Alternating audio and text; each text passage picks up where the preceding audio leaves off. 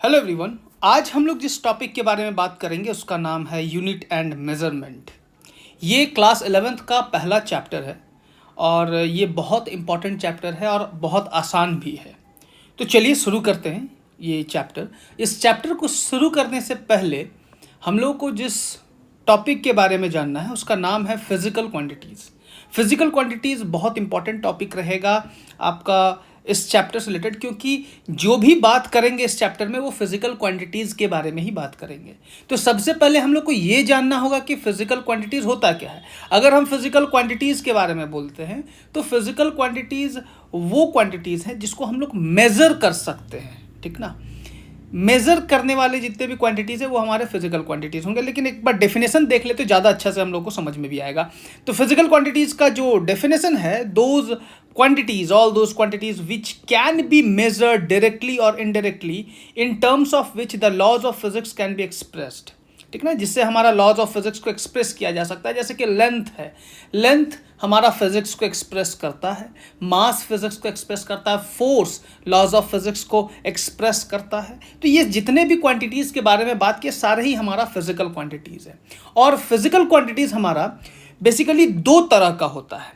कौन कौन सा फिजिकल क्वांटिटीज़ है? दो तरह का, वो बात कर लें। सबसे पहला है हमारा फंडामेंटल क्वांटिटीज़, दूसरा है डेराइव्ड क्वांटिटीज़।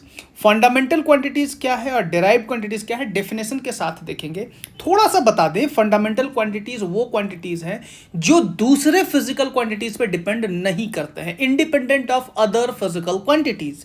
और डेराइव्ड क्वांटिटीज़ वो हैं जो कि दूसरे फिजिकल क्वांटिटीज़ पे बेस्ड रहते हैं, मतलब कि उनको डिफाइन करने के लिए हमको दूसरे फिजिकल क्वांटिटीज़ का यूज़ करना पड़ता है। उस तरह के फिजिकल क्वांटिटीज़ को हम लोग डेराइव्ड क्वांटिटीज़ भी कहते हैं। तो एक बार देख लेते हैं कि फंडामेंटल क्वांटिटीज़ क्या हैं, उनका डेफिनेशन क्या है। तो फंडामेंटल क्वांटिटीज़ का डेफिनेशन होगा the physical quantities which can be treated as independent of other physical quantities are called fundamental quantities। बहुत अच्छा। the quantities which can be treated as independent of other physical quantity, मतलब कि वो किसी दूसरे physical quantity पे depend नहीं करते हैं। जैसे कि एग्जांपल के बारे में बात करेंगे तो मास को डिफाइन अगर किया जाए तो मास किसी भी बॉडी में कितना क्वांटिटी है उसको हम लोग मास कहते हैं। लेंथ, किसी भी चीज़ का लंबाई को हम लोग लेंथ बोलेंगे। तो ये डायरेक्टली किसी भी चीज़ को डिफाइन करने के लिए ये फिजिकल क्वांटिटीज़ यूज होता है, ये दूसरे फिजिकल क्वांटिटी पर डिपेंड नहीं करता है।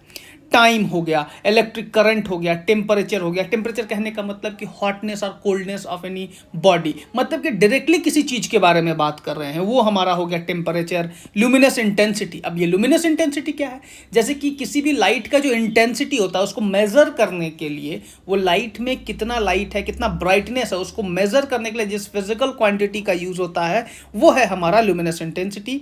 और सातवां है हमारा अमाउंट ऑफ सब्सटेंस, किसी भी सब्सटेंस में कितना अमाउंट है वो हमारा अमाउंट ऑफ सब्सटेंस में आएगा, इसका ऐसा यूनिट हमारा मोल होता है।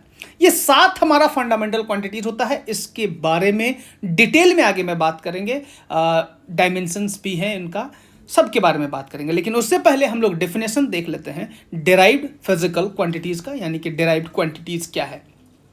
अगर हम डेराइव्ड क्वांटिटीज के बारे में बात करें तो the physical quantities whose defining operation are based on other physical quantities, मतलब कि जो दूसरे फिजिकल क्वांटिटीज पे बेस्ड हों, वैसे फिजिकल क्वांटिटीज जिनका डिफाइनिंग ऑपरेशन जो है वो दूसरे फिजिकल क्वांटिटीज पे बेस्ड हो, उनको हम लोग डेराइव्ड क्वांटिटीज कहते हैं। जैसे कि वेलोसिटी, वेलोसिटी किस पे डिपेंड करता है? Velocity is displacement by time. Displacement क्या है? एक तरह का लेंथ बाई टाइम, मतलब कि लेंथ और टाइम पे हमारा वेलोसिटी डिपेंड कर रहा है, ठीक है ना। बेस्ड है किस पे?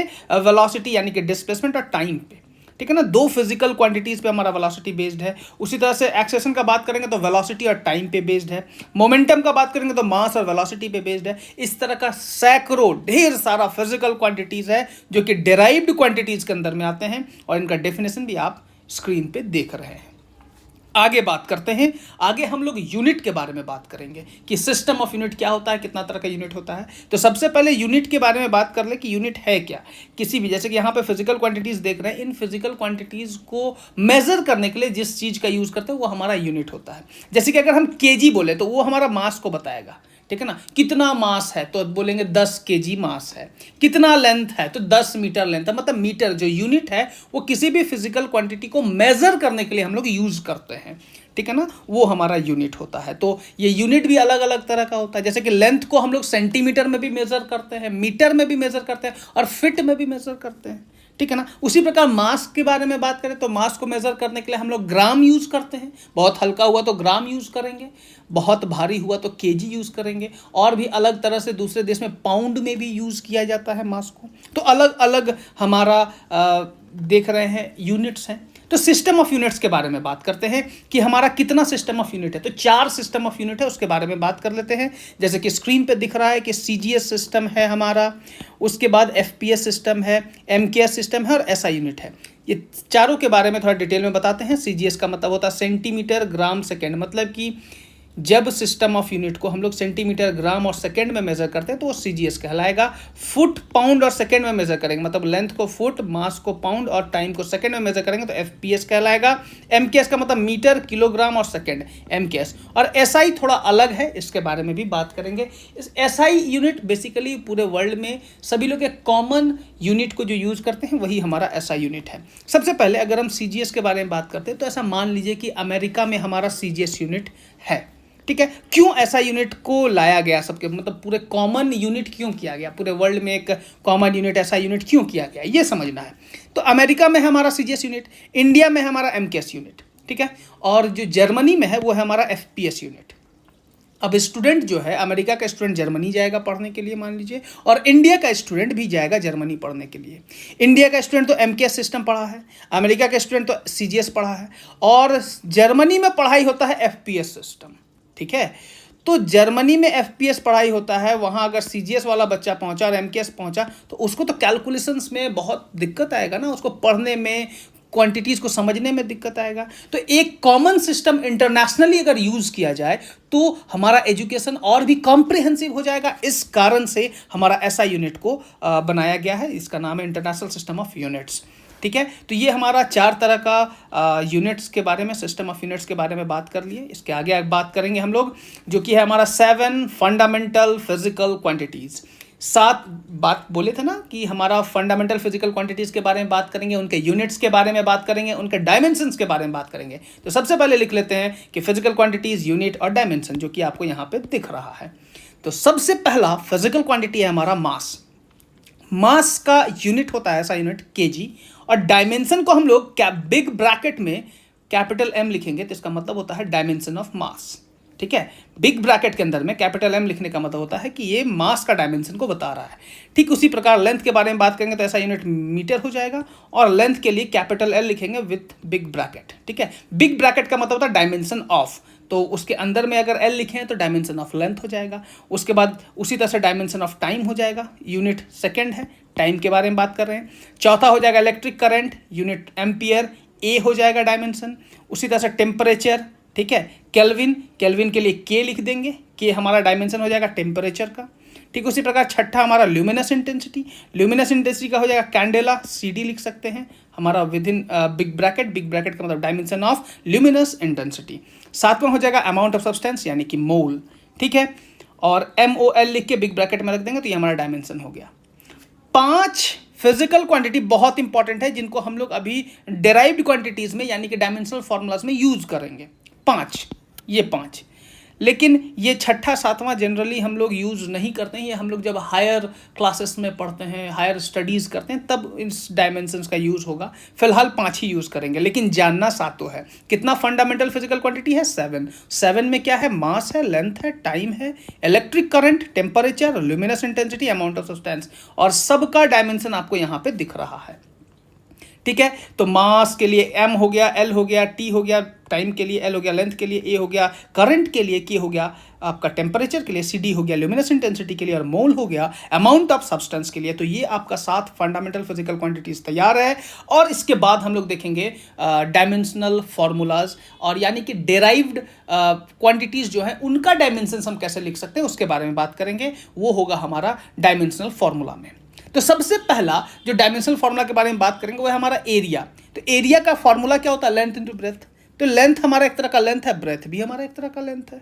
तो दोनों ही अगर लेंथ है तो दोनों का डायमेंशन L इंटू एल लिख सकते हैं। देखिए लिख दिए हम L इंटू एल, और L स्क्वायर हो गया। इसको थोड़ा और स्टैंडर्ड फॉर्म में लिखेंगे तो MLT के टर्म्स में लिखा जाता है। तो M तो यहाँ पे है नहीं, लेंथ में हमारा L तो है नहीं, एरिया में हमारा मास थोड़ी होता है, टाइम भी नहीं होता। तो मास के लिए 0 लिख दिया, टाइम के लिए 0 लिख दिए। तो जो डायमेंशन नहीं है प्रेजेंट M और T में तो उसको 0 लिख दिया गया है, ठीक है ना। तो ये स्टैंडर्ड फॉर्म में लिखा गया, आप ऐसे भी लिखिएगा तो कोई दिक्कत नहीं है, ये भी हमारा एरिया का डायमेंशन होता है। ठीक उसी प्रकार वॉल्यूम के बारे में बात करेंगे तो length into breadth into height है। लेंथ भी लेंथ है, ब्रेथ भी हाइट है, हाइट भी लेंथ है। तो तीनों लेंथ है तो तीनों के लिए L लिख दिए, L को मल्टीप्लाई किए तो L क्यूब हो गया, और इसको हम लोग m0 L का पावर 3 T0 लिख सकते हैं। आगे बढ़ेंगे, स्पीड या फिर वेलोसिटी। स्पीड का फॉर्मूला हो जाएगा डिस्टेंस बाय टाइम, और वेलोसिटी का होता है डिस्प्लेसमेंट बाय टाइम।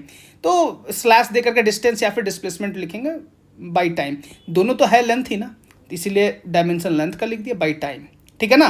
तो लेंथ बाय टाइम, तो t ऊपर जाएगा तो LT-1 ब्रैकेट में, और स्टैंडर्ड फॉर्म में लिखेंगे तो m नहीं है तो m0 LT-1। ठीक इसी प्रकार एक्सेलरेशन का बात करेंगे तो एक्सेलरेशन हो जाएगा हमारा वेलोसिटी बाय टाइम। तो वेलोसिटी होता है LT-1, टाइम के लिए हो जाएगा t, ठीक है ना।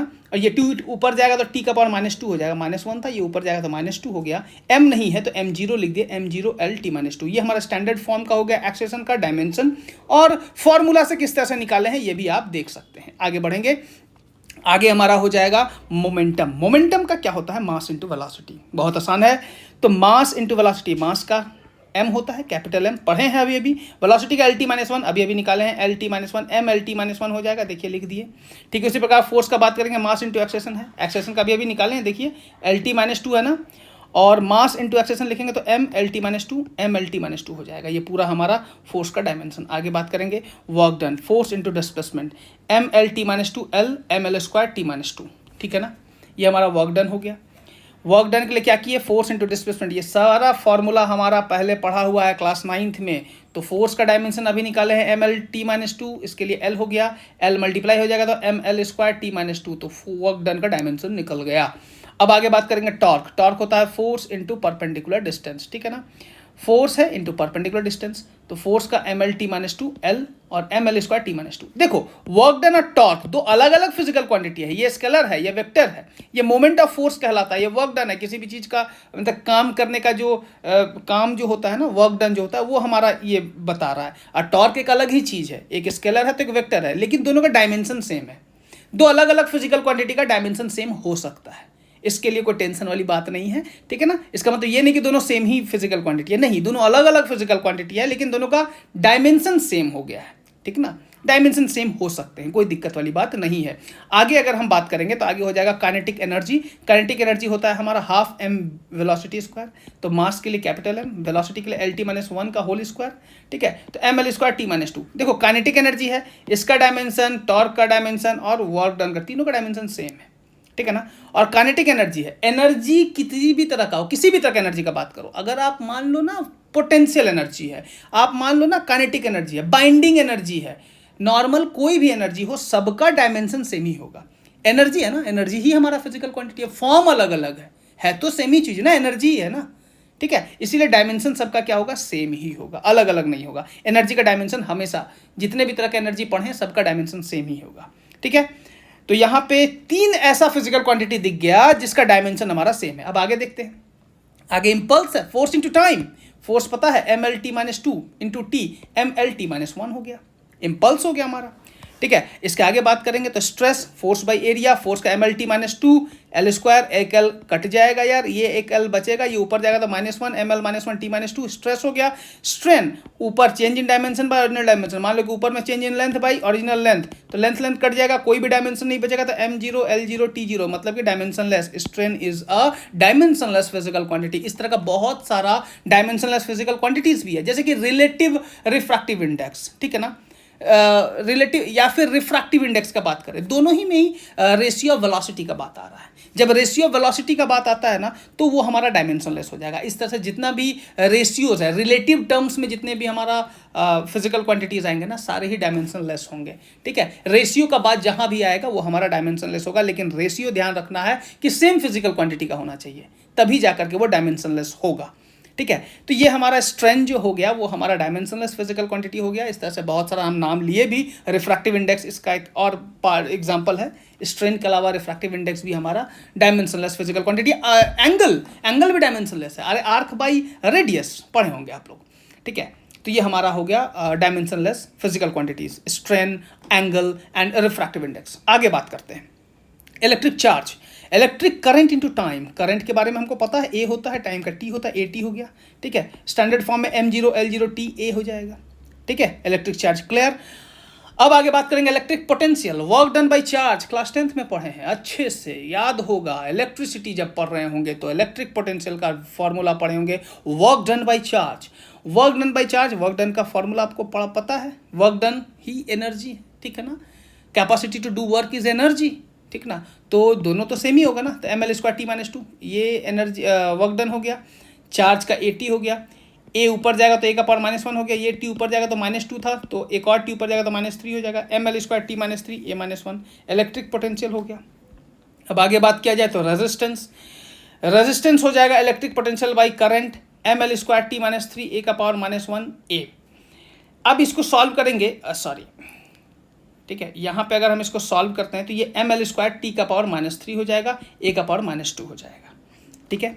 अब आगे बात करेंगे, ठीक है। ये हमारा रेजिस्टेंस भी निकल गया, electric potential by current, Ohm's law से इलेक्ट्रिक पोटेंशियल का डायमेंशन यहाँ से लिख दिए, और करंट का ए हमको पता है, ये ए ऊपर जाएगा तो -2 हो जाएगा। तो ये हमारा ml² t का पावर -3 a का पावर -2, ये हमारा रेजिस्टेंस का डायमेंशन। आगे बात करेंगे ग्रेविटेशनल कांस्टेंट के बारे में, कैसे निकाला जाता है। फॉर्मूला अगर पता है हमको ग्रेविटेशनल फोर्स का तो वो निकल जाएगा। जी के बारे में बात करेंगे तो f के साथ r² multiply m1 m2 divide हो जाएगा, mlt-2 l² m² नीचे डिवाइड, ये स्क्वायर और m कटेगा तो m का पावर -1 l का पावर 3 t का पावर -2, ठीक है। ये हमारा g का वैल्यू आ जाएगा, ठीक है। ये हमारा ग्रेविटेशनल कांस्टेंट का वैल्यू आ गया। अब आगे बात करते हैं अब ये तो हमारा ग्रेविटेशनल कांस्टेंट के बारे में बात किए। अब क्या है ना, एक और चीज़ आपको सवाल में पूछा सकता है, क्या जितने भी कांस्टेंट है सारा डायमेंशनलेस है। तो सवाल का जवाब ही है, आपको पता होगा जवाब क्या होगा, कि नहीं सारे कांस्टेंट का डायमेंशनलेस नहीं होते हैं। अब 1 2 3 डायमेंशनलेस हो सकते हैं, लेकिन जैसे कि ग्रेविटेशनल कांस्टेंट हो गया, ये डायमेंशनलेस नहीं है। एक और नाम लेंगे रहे हैं हम, ठीक है ना, उसका नाम है आपका प्लैंक्स कांस्टेंट, ठीक ना, बोल्ट्जमैन कांस्टेंट। ये सब डायमेंशनलेस कांस्टेंट नहीं है, इनका डायमेंशंस है। तो प्लैंक्स कांस्टेंट का डायमेंशन हम निकालने देंगे फाइनली लास्ट में, ठीक ना, वीडियो के एंड में आपको मिलेगा, और उसका डायमेंशन आपको कमेंट सेक्शन में लिखना है, अभी नहीं। अभी तो हम लोग आगे देख लेते हैं, और भी कुछ फिजिकल क्वांटिटीज़ हैं उनके बारे में बात करेंगे। और इसके बाद आता है frequency. Frequency 1 by time period है, 1 बाई टी का power -1 m0 L0 t-1, T ऊपर जाएगा तो -1 हो गया, समझ रहे हैं, और ये हो गया फ्रीक्वेंसी। आगे moment of inertia, mass into distance का स्क्वायर, मास का m हो गया, डिस्टेंस के लिए l², मतलब कि डिस्टेंस तो लेंथ ही है, ठीक है ना। आगे बात करेंगे force constant, force by distance होता है फोर्स कांस्टेंट, ठीक है ना। तो ये हमारा फोर्स ml-t-2, l गया चांद पे, m-t-2 फोर्स कांस्टेंट, ठीक है। आगे बात करेंगे angular momentum, mass into velocity into radius, mass के लिए m, वेलोसिटी का lt-1, रेडियस हमारा लेंथ है इसलिए l हो गया, तो ml² t-1, ये हमारा एंगुलर मोमेंटम आ गया। उम्मीद करते हैं जितने भी फिजिकल क्वांटिटीज के बारे में बात हुआ अच्छे से समझ में आ गया होगा आपको, ठीक है ना। और भी फिजिकल क्वांटिटीज हैं, आप जितने भी पढ़े हैं उन सब का आप फॉर्मूला अगर आपको पता है तो आप डायमेंशन निकाल सकते हैं। तो जितना बताया गया उसके अलावा अगर आप और 10-15 लिख सकते हैं तो आपके लिए बहुत बढ़िया रहेगा। ये आपका कंपटीशन में भी हेल्प आएगा, और आपके स्कूल के एग्जाम्स में भी तो हेल्प होगा ही होगा, ठीक है। उम्मीद करते हैं ये जो वीडियो में आपको बताया गया आपको बहुत हेल्प हुआ होगा इससे, ठीक है। इसके बाद अभी हम एक सवाल देने वाले हैं, वो सवाल जिसके बारे में बताए थे, सवाल क्या है, find the dimension of Planck's constant, ठीक है। E = h/nu, ठीक है ना, इसका आपको डायमेंशन के बारे में बात करना है, ठीक है ना। तो डायमेंशन किसका निकाला, प्लैंक्स कांस्टेंट का। E क्या है हमारा एनर्जी है, न्यू क्या है फ्रीक्वेंसी है। तो ये इसका डायमेंशन आप निकालिए और इसका डायमेंशन को कमेंट सेक्शन में लिख करके भर दीजिए, ठीक है।